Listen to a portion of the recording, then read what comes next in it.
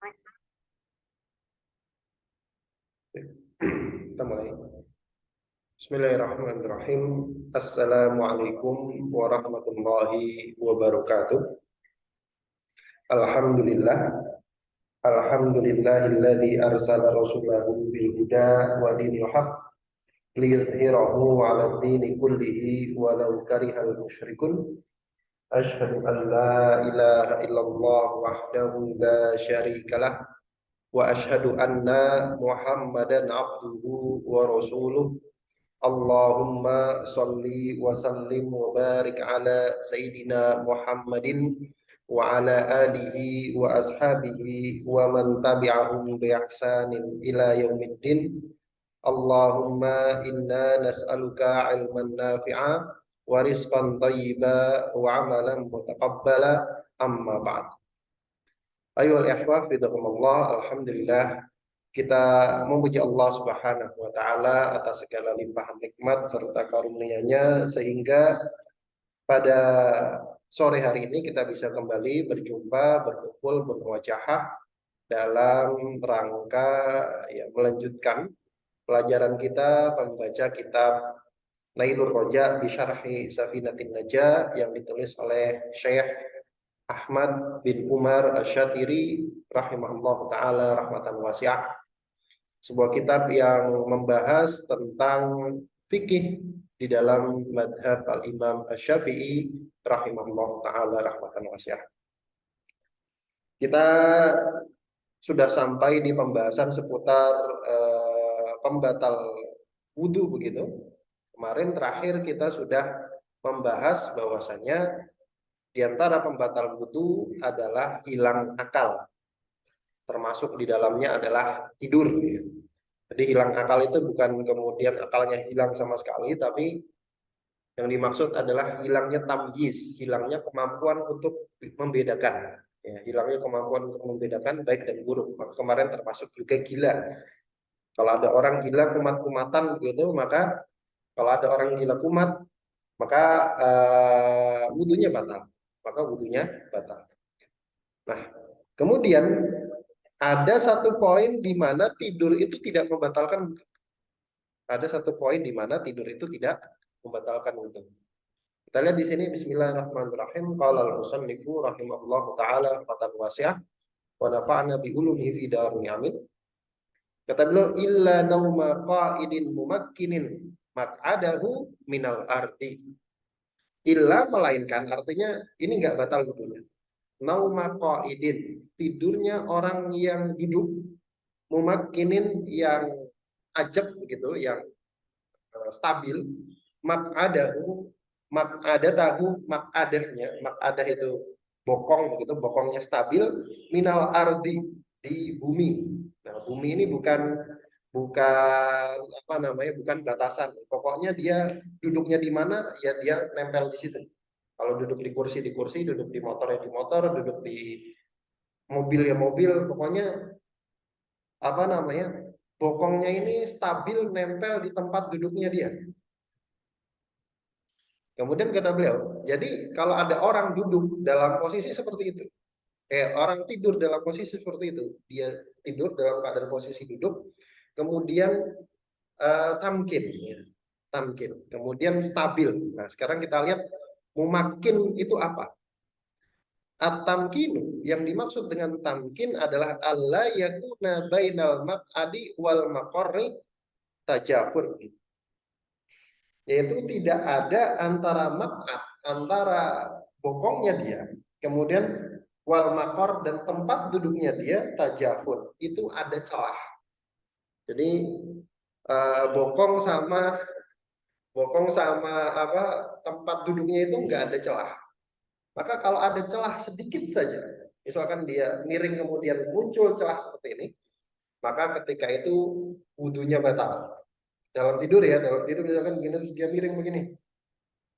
Kalau ada miring begini, maka batal. Tapi kalau misalkan dia ajak begini, meskipun bersandar, maka nggak batal wudu. Jadi nggak ada celah antara bokong sama tempat duduknya. Begitu. Wal maknanya annahu yustasna min zawalil aqli bin naumi an naqidil wudu. bahwasanya yustasna dikecualikan min zawalil akli dari hilangnya akal binaumin naqidil wudu dengan sebab tidur yang membatalkan itu apa? Zawaluhu binaumil mumakkini maq'adahi min maqarrih. Itu hilangnya akal dengan sebab apa? Tidurnya mumakin, orang yang tadi mumakin nggak ada celah antara bokong sama tempat duduknya min maqarrih, dari tempat duduk. Fa innahu la yaqutu wudu'ahu, maka yang seperti itu tidak membatalkan wudunya. Walau muhtabiyan, meskipun tidurnya muhtabi. Apa itu muhtabiyan? Muhtabiyan itu duduknya gini. Apa? Meluk lutut. Nah, kelihatan ya, meluk lutut. Nah, ini namanya muhtabi. Ini meskipun tidur sambil begini. Maka meskipun tidur sambil begini, wudunya nggak batal. Yang penting nggak ada celah antara bokong sama tempat dia duduk. Kemudian kita lanjutkan. Kemudian kita beliau, nah sekarang kasus. Naam, ya. Lau akhbarahu maksumun au adlun. Seandainya ada yang ngasih tahu orang yang tidur tadi. Entah maksum, misalkan Nabi, ya, zaman sahabat gitu, Nabi, orang yang maksum. Au adlun, atau orang yang adil. Orang adil di sini itu orang adil riwayat ya. Jadi adil itu balik, kemudian berakal, muslim dan bukan orang fasik. Jadi kata-kata adil di sini tuh maksudnya adil itu apa? Yaitu balik, dia sudah balik, kemudian berakal, kemudian muslim, kemudian bukan orang fasik. Bukan orang fasik itu dia tidak mengerjakan dosa besar secara terang-terangan dan tidak mengerjakan dosa kecil terus-terusan. Itu namanya bukan orang fasik. Jadi orang fasik itu kriterianya dia mengerjakan dosa besar, pelaku dosa besar, terang-terangan, ya kelihatan lah gitu. Atau dia mengerjakan dosa kecil tapi terus-terusan. Itu namanya orang fasik. Jadi kalau ada orang adil yang disifati tadi balik, berakal, muslim dan bukan orang fasik, itu ada yang ngasih tahu orang yang tidur tadi. Ini bahasanya tadi yang tidur ya. Ada orang adil kemudian ngasih tahu orang yang tidur lagi. Bihuruji natidin, dengan sebab keluarnya sesuatu yang membatalkan wudhu. Misalkan kentut, Mas tadi ente kentut gitu kan. Anda kentut barusan gitu. Intaqadha wudu'uhu indabni hajarin. Maka wudunya batal menurut Imam Ibnu Hajar. Wa khalafahu ar-Ramli fil adli. Tapi Imam Romli menyelisihi, artinya beliau berbeda dengan pandangannya Imam Ibnu Hajar fil adli, pada diri orang adil. Jadi kalau orang adil, maka kata Imam Romli, kalau ada orang adil ngasih tahu tetap nggak batal. Tetap nggak batal. Misalkan lagi tidur, kemudian ada orang pas tadi sampean kentut. Nah, menurut Imam Romli tetap nggak batal. Kecuali yang ngasih tahu Nabi. Kecuali yang ngasih tahu Nabi. Kalau yang ngasih tahu Nabi, batal. Tapi ya nggak mungkin ya sekarang kan ngasih tahu Nabi. Gitu kan. Nah itu kasus kalau ada orang ngasih tahu bahwasanya wudunya batal. Ini batal.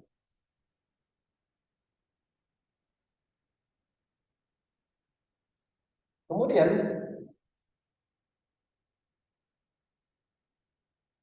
kata penulis rahimahullah itu pembatal yang kedua. Nah sekarang kita masuk ke pembatal yang ketiga.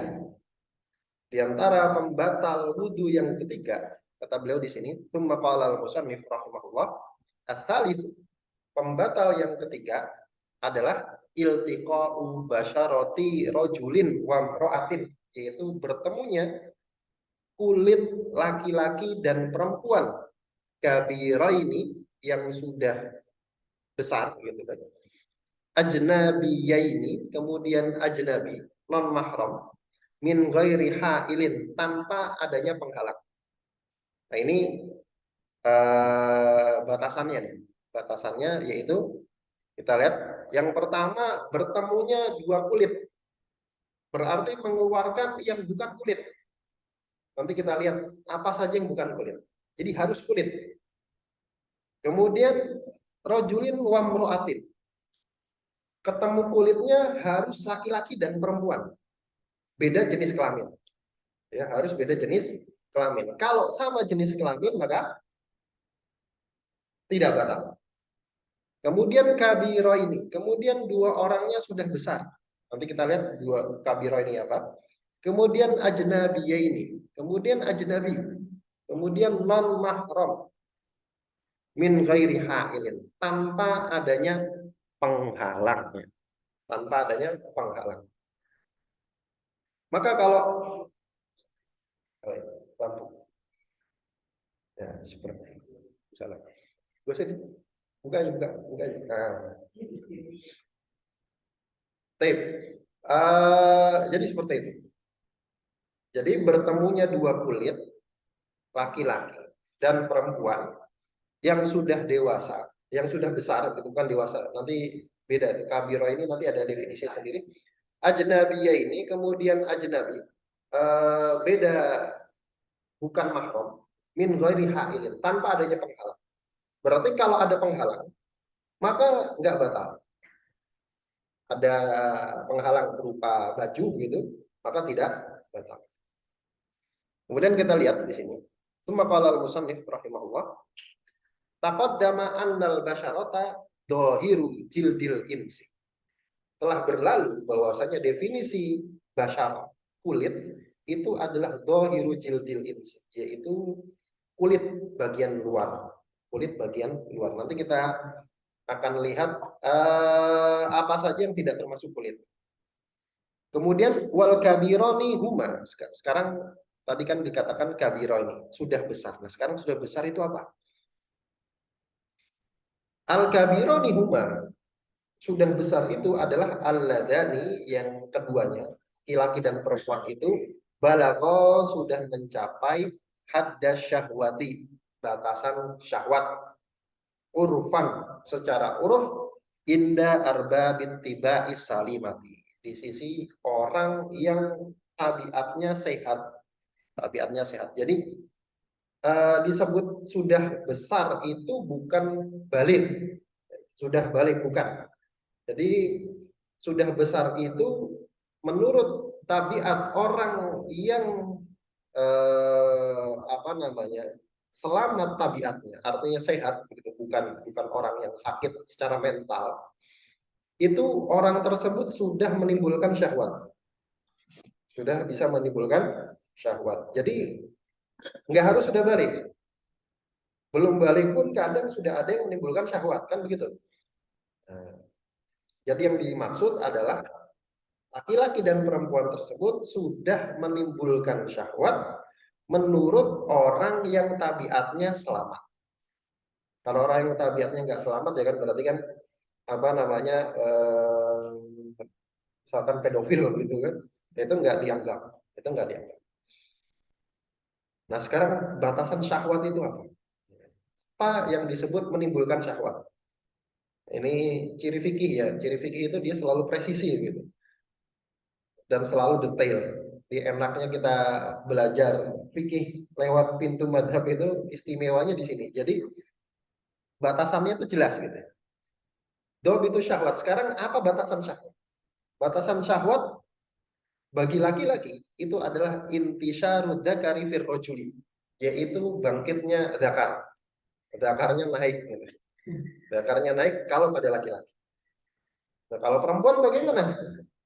Kalau pada perempuan wa mailul qalbi fil mar'at, yaitu apa namanya? Condongnya hati pada si perempuan. Kalau perempuan dia ada keinginan hati pada laki-laki. Jadi kalau laki-laki itu apa namanya, bangkitnya zakar, kalau perempuan adalah condongnya hati. Condongnya hati. Begitu. Itu batasan dari syahwat. Kemudian ajnabiyaini, wal ajnabiyani, Sekarang ajnabi. Ajnabi itu apa? Ajnabi adalah man laisa bainahuma mahramiyatun binasabin aw radha'in aw musaharatin. Itu orang yang tidak ada hubungan kemahroman. Hubungan nggak ada hubungan kemahroman. Berarti bukan muhrim lah kalau bahasa sekarang gitu ya. Karena muhrim itu salah ya. Dalam sisi bahasa Arab salah. Ini bukan mahram. Bukan mahram. Binasabin baik dengan sebab nasab au atau dengan sebab persusuan au musaharatin atau dengan sebab pernikahan. Mahram sebab pernikahan. Contohnya siapa? Itu bukan mahram. Suami suami istri itu bukan mahram. Iya, suami istri itu bukan mahram karena suami istri halal dinikahi kan? Iya. Enggak sebab pernikahan. Kalau sepupu itu bukan mahram, dia bukan mahram. Sepupu bukan mahram. Sepupu bukan mahram. Sebab pernikahan. Kalau sebab nasab kan berarti kan kalau laki-laki berarti kan bibi, ibu, ke atas, nenek, kemudian apa ke samping saudara. Ipar bukan mahram. Ipar bukan mahram. Sebab pernikahan. Siapa? Mertua. Iya, ibu mertua. Ibu mertua dengan sebab pernikahan langsung jadi mahram. Ibu mertua ya, ibu mertua dengan sebab pernikahan langsung jadi mahram. Terus yang kedua, bukan nenek itu sebab nasab. Ya, terus yang kedua itu di antara mahram sebab pernikahan adalah anaknya bawaan dari istri.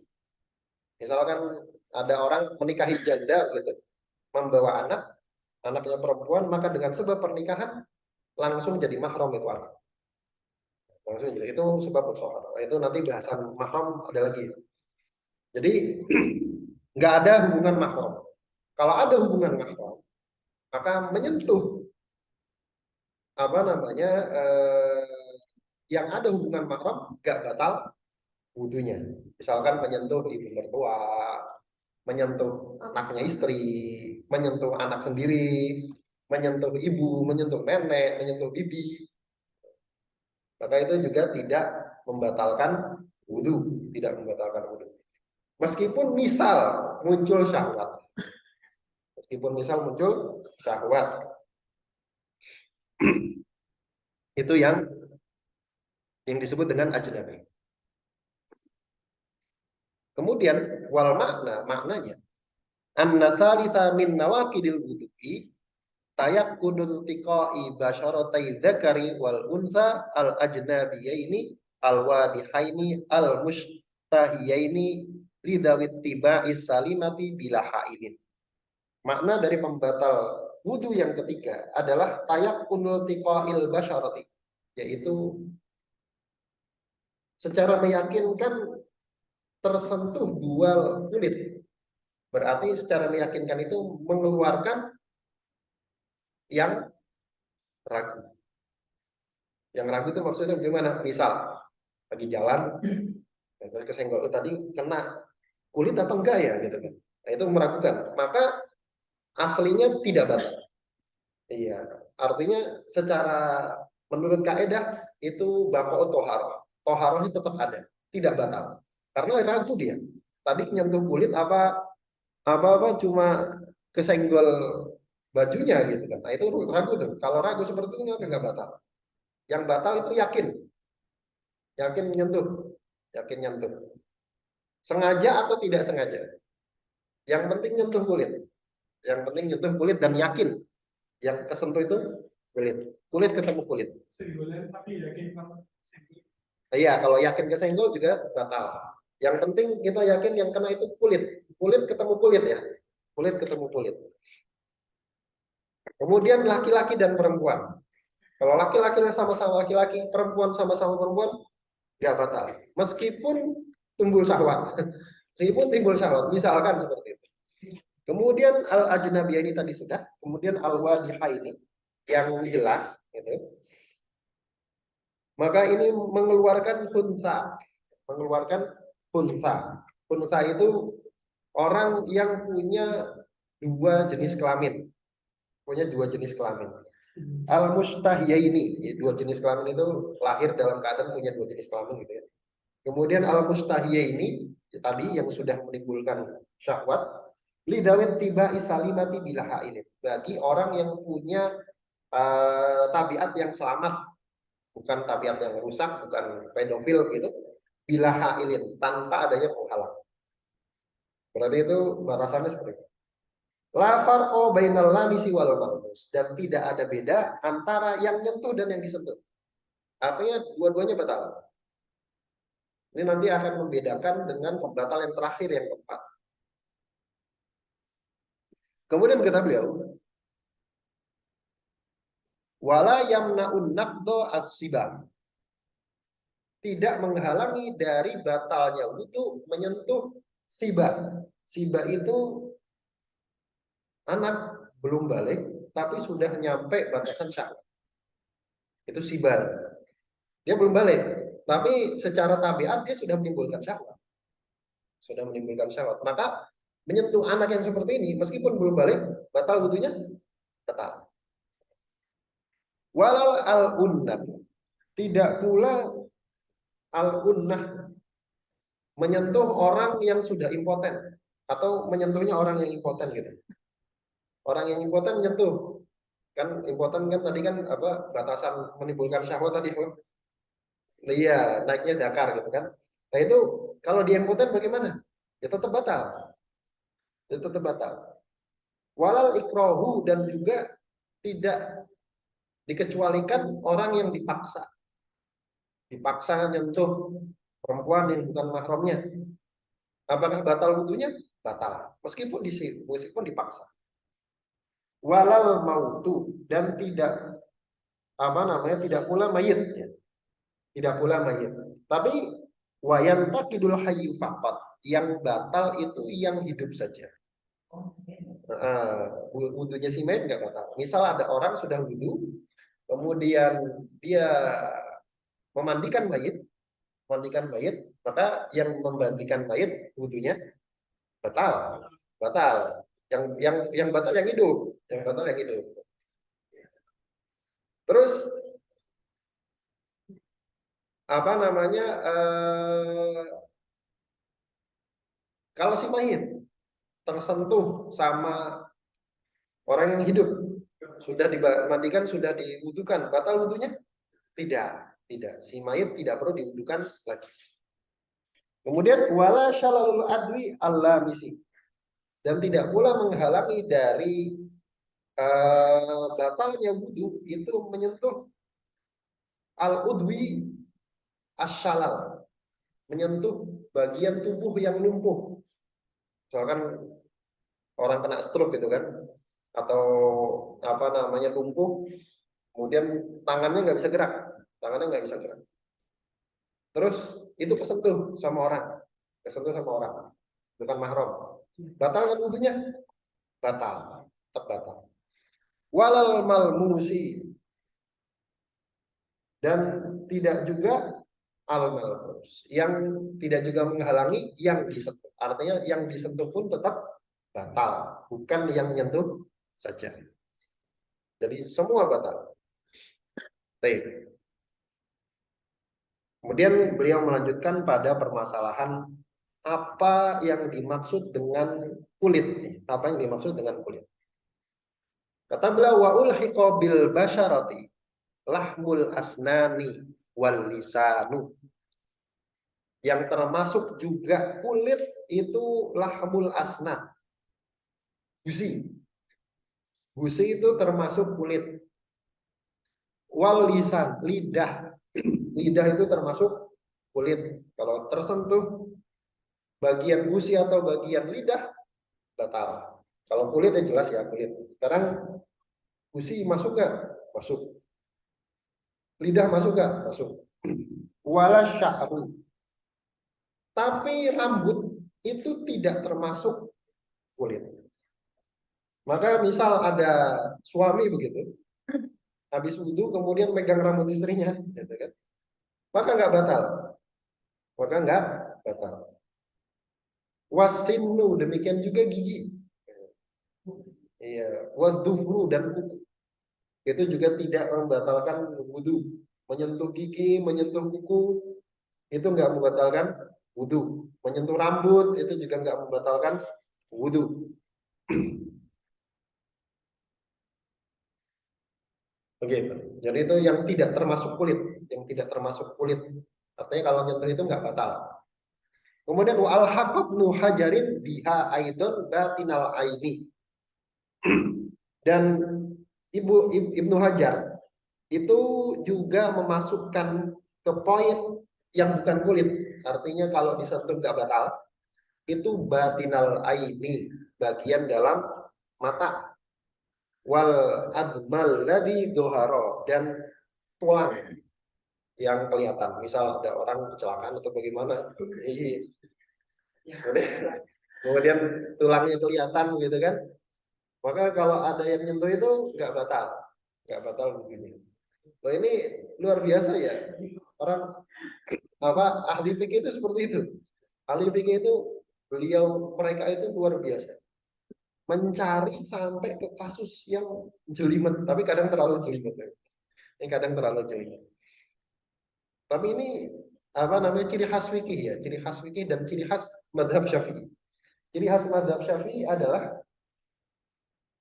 rinci, rinci. Makanya pernah ya Syekh Saleh Al Utsaimin, beliau menceritakan gurunya Syekh Abdullah Al Ghudayyan kalau nggak salah. Itu gurunya mengatakan, gurunya seorang qadhi, seorang hakim, dia mengatakan kalau saya sedang nyari satu permasalahan, kemudian nggak dapat di kitab madhab saya, kemudian dicari di kitab madhab Syafi'i juga nggak dapat, maka saya putus asa dari mencari jawaban. Kenapa? Karena biasanya ulama-ulama Syafi'i itu dibahas gitu.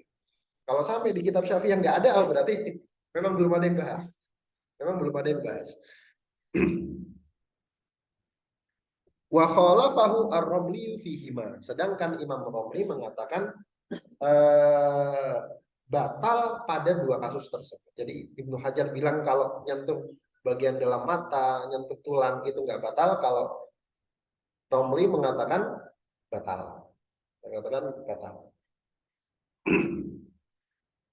Kemudian kata beliau rahimahullah, wala yanqudul al-ba'du al-munfasil illa idza kana fawqan nisfi inda ibni hajarin au utliqa alaihi al-ismu inda Rabb.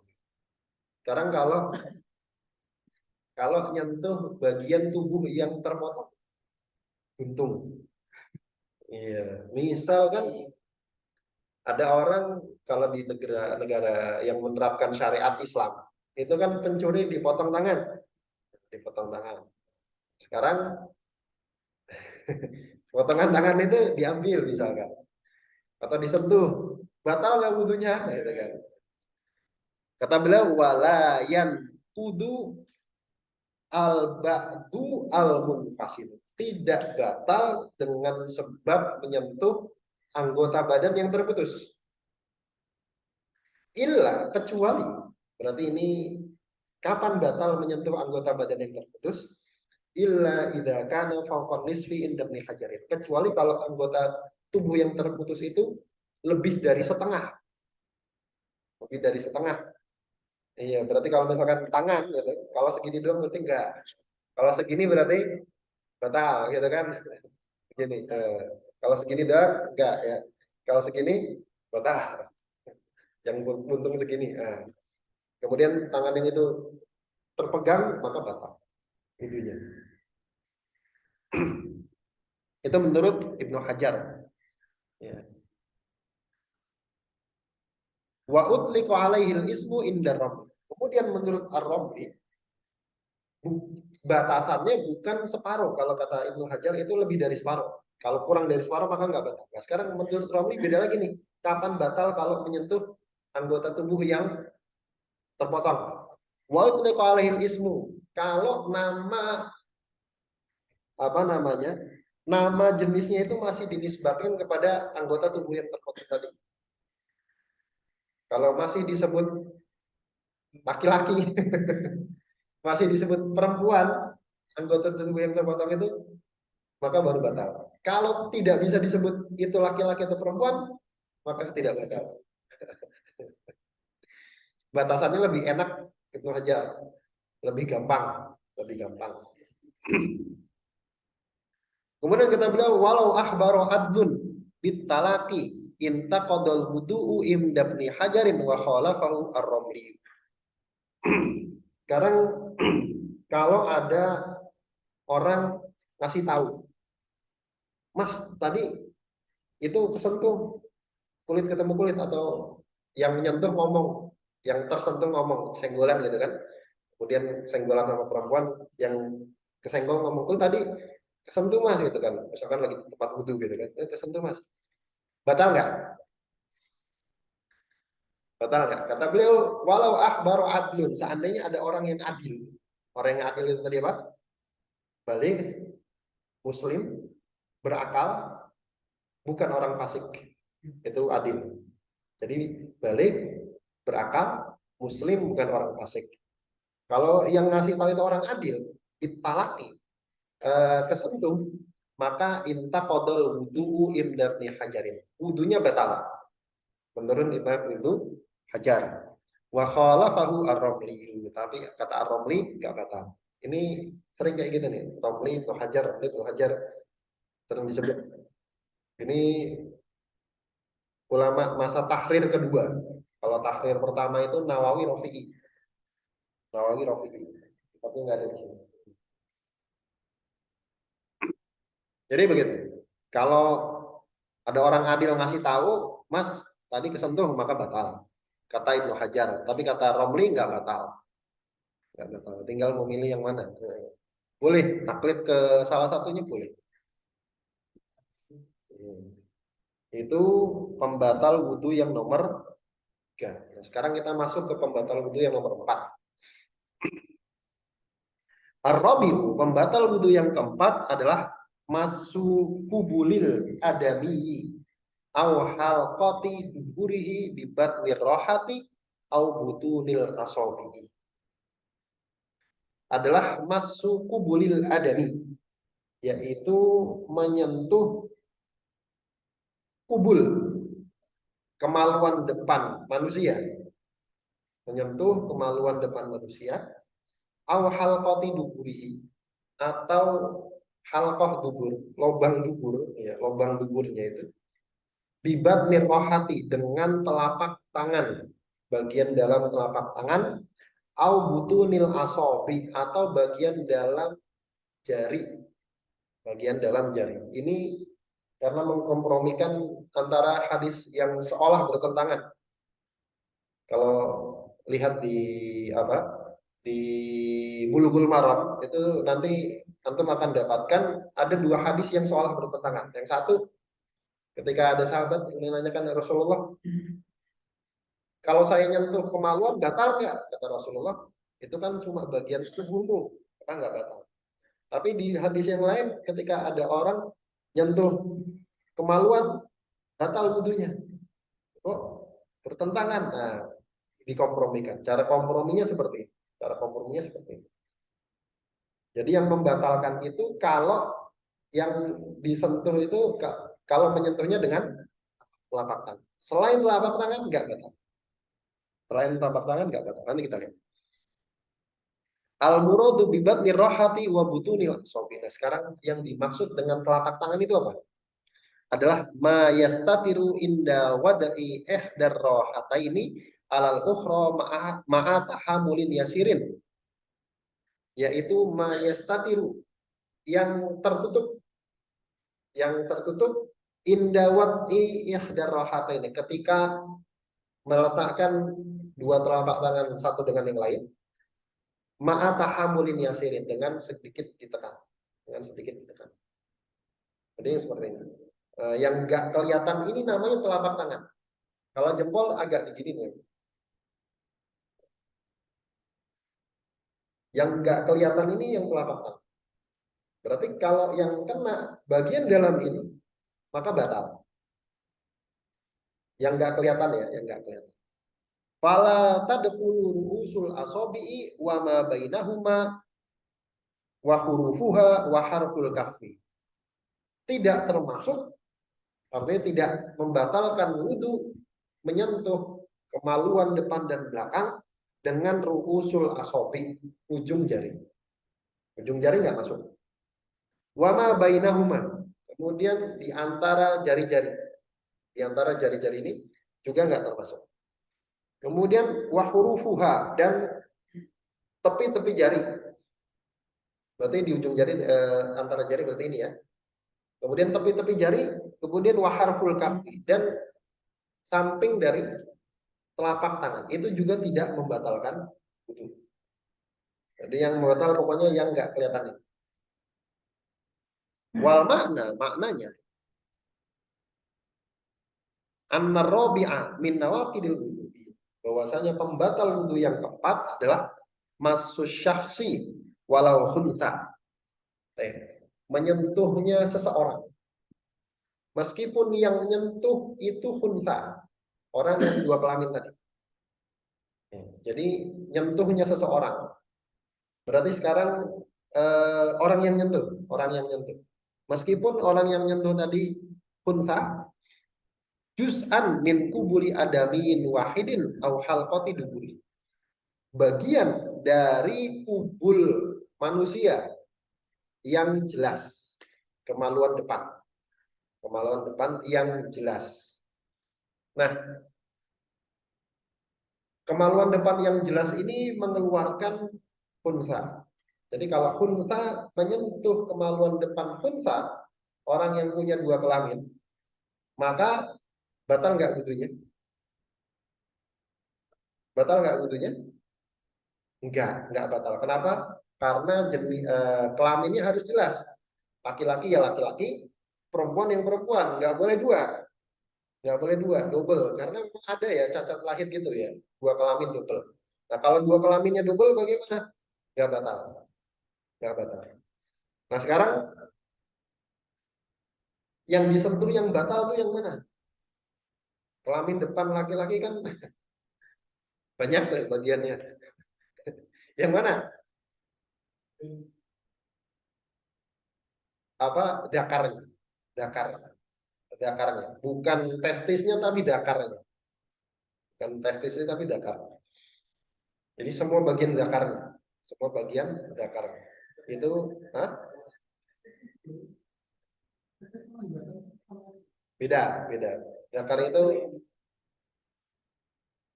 Dakar itu batangnya. Hah? Bukan. Oh, kalau di bahasa Arab berarti yang batangnya itu. Batang itu dakar. Nah, jadi apa namanya? Yang batal itu kalau nyentuh dakarnya ya, batangnya ya, bukan testisnya, bukan. Kalau nyentuh testisnya nggak batal.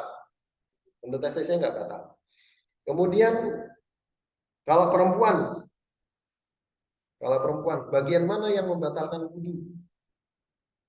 Itu bagian yang tertutup ketika berdiri. Jadi kalau jongkok dia terbuka. Bagian itu kalau disentuh batal wudu. Au halqati duburihi, atau lubang dubur. Wahia multaqal manfaat, yaitu ya anus itu ya. Bibat nirrohati au butunil asobi, dengan telapak tangan atau ujung bagian dalam jari, bukan ujung jari, bagian dalam jari. Ini kalau nyentuhnya dengan bagian yang lain, pokoknya nggak dengan telapak tangan, maka nggak batal. Dengan syahwat ataupun tanpa syahwat. Kemudian kita bilang wayanta kidul mas sufakot. Yang batal yang nyentuh saja. Ini kan? Yang batal yang nyentuh saja. Yang disentuh nggak batal bukunya. Kok bisa begitu? Emang dikhususkan. Yang nyentuh, yang batal yang nyentuh saja. Yang disentuh nggak batal. Nanti ada rincian perbedaan antara nyentuh yang bukan mahram sama nyentuh kemaluan. Kata beliau wayan kudu ma quti'a minadz dzakari in baqiyasmuhu wa mahallul jabbi la ma quti'a minal khitan. Sekarang kalau zakarnya terpotong.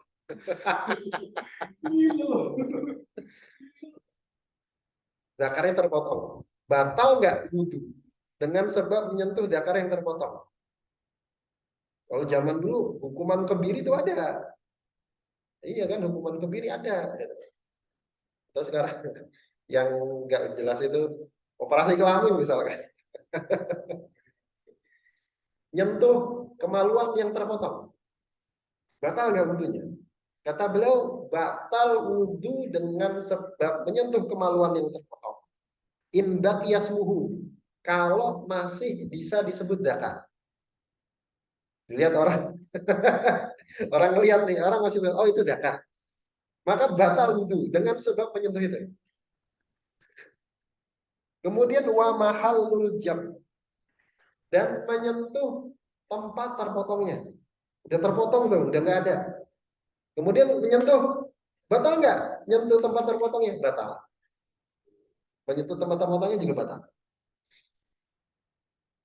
Kan udah nggak ada kan terpotong kan, terus berarti nggak batal? Enggak. Pokoknya menyentuh tempat terpotongnya batal.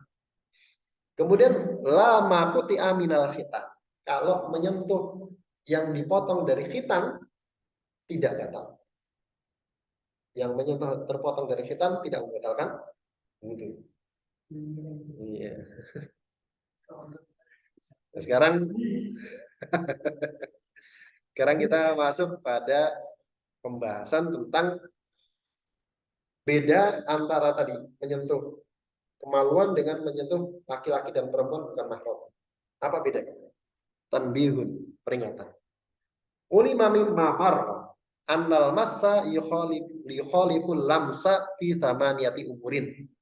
Telah diketahui dari yang sudah lewat, penjelasan yang sudah lewat, bahwasanya almas, bahwasanya menyentuh kemaluan itu yukhaliful lamsa, berbeda dengan menyentuh laki-laki dan perempuan bukan mahram. Fi thamaniyati umurin. Ada 8 perkara atau 8 hal. Jadi 8 hal yang membedakan hukum menyentuh kemaluan dengan hukum menyentuh laki-laki dan perempuan. Ahaduha yang pertama, annahu yantakidul masu dunal mamsusi. Pada kasus nyentuh kemaluan, yang batal itu cuma yang nyentuh, dunal mamsusi, bukan yang disentuh. Bikhilafil lamsi, berbeda dengan nyentuh laki-laki dan perempuan.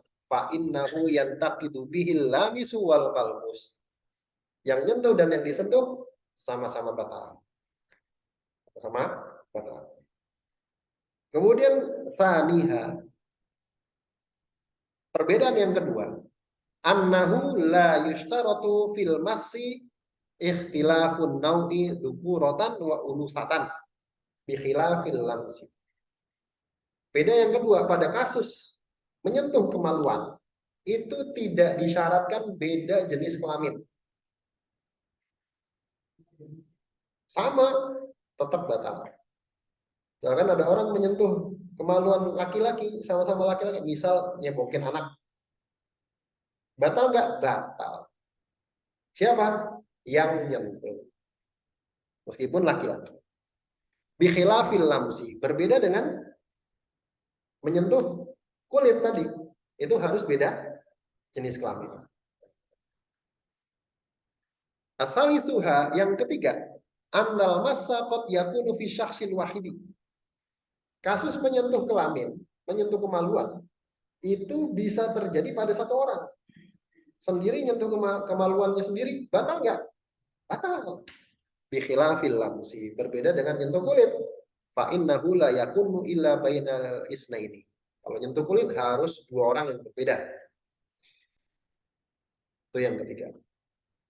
Kemudian rabi'uha, yang keempat, annal massa la yakunu illa bi batinil kaffi. Batalnya menyentuh kemaluan itu tidak akan terjadi, tidak ada kecuali kalau nyentuhnya dengan telapak tangan. Bikhilafil lamsi, berbeda dengan menyentuh kulit laki-laki dan perempuan. Fa innahu yakunu bi ayjuz'in minal bashar. Itu batal dengan sebab menyentuh bagian manapun asalkan disebut kulit. Asalkan disebut kulit. Gusi, lidah, gitu. Asalkan disebut kulit termasuk. Itu beda yang keempat.